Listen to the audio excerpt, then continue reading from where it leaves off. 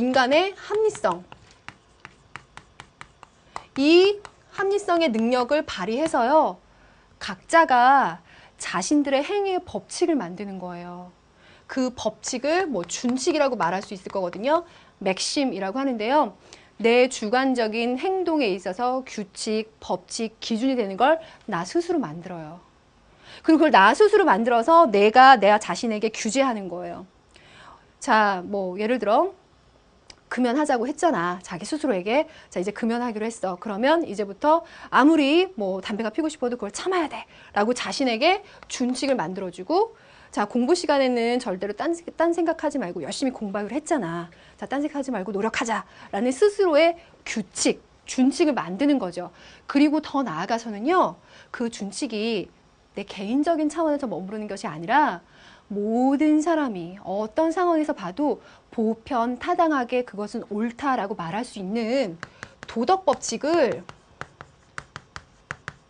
스스로 만드는 거예요. 그걸 입법한다라고 쓸게요. 워낙 칸트 그래서 입법한다는 소리가 많이 들어서 입법, 법을 스스로 만든다는 거죠. 이걸 만들어요.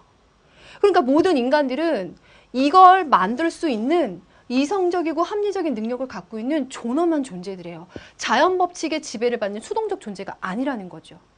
그래서 이 준칙, 도덕 법칙을 입법한다라는 것 자체가 인간의 존엄한 능력을 이야기해 줄 뿐더러 인간들의 자율적인 능력을 존중하겠다라는 그의 그 생각에 담겨 있죠. 자, 요것을 스스로 입법해서요. 인간들은 또 어떻게 살아가느냐. 자신들이 만든 그 법칙이 자기 행위에 있어서 마치 의무인 것처럼, 그리고 그 법칙 자체가 동기가 되어서, 그리고 어떤 상황이나 사람에 따라서 달라지는 것이 아니라 절대적으로 변하지 않는 나의 법칙이 되어서 나의 행동을 만들어주는 거예요. 그러다 보니까 의무, 동기, 절대적인 법칙을 중시하기 때문에 이 사람이 강조하는 것은 어떤 행동의 결과를 중시하거나 목적을 달성했는지를 따져보는 것, 혹은 상대적으로 변할 수 있는 법칙은 따라야 될 기준이 된다고 생각하지 않아요. 자, 이렇게 서로 왔다 갔다 하면서 이야기를 해보겠습니다.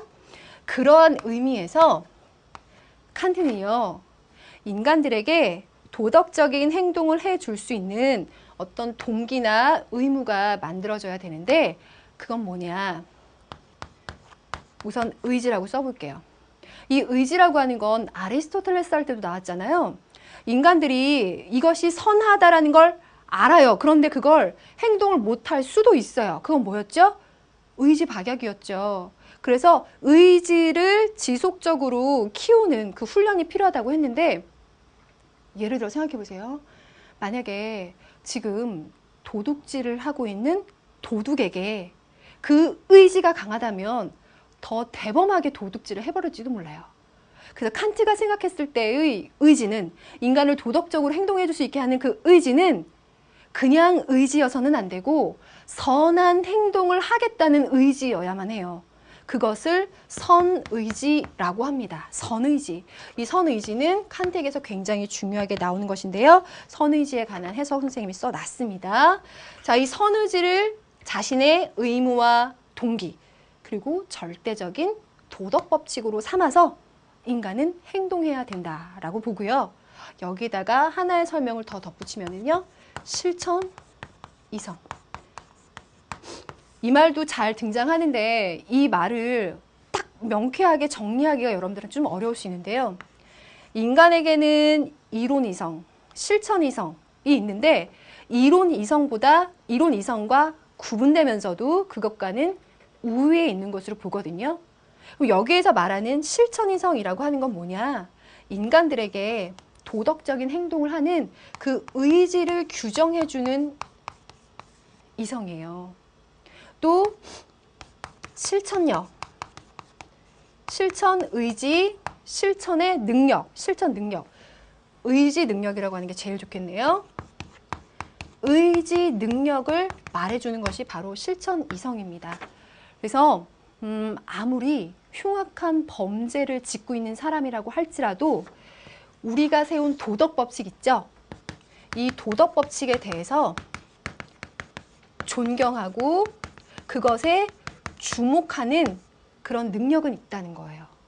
그래서 이 실천이성 혹은 선의지라고 하는 것은 훈련해서 만들어내기보다는 인간들에게 모두 갖추어져 있는 거죠. 자, 그러한 의지를 규정해주고 선을 하려고 하는 의지 능력을 만들어주는 도덕 법칙에 대한 존경과 주목을 할 수 있게 해주는 이 실천 이성을 바탕으로 해서 인간들은 도덕적인 행동을 할 수 있다. 그리고 이것이 도덕적인 행동의 기준점이 되어야 된다라고 봐요.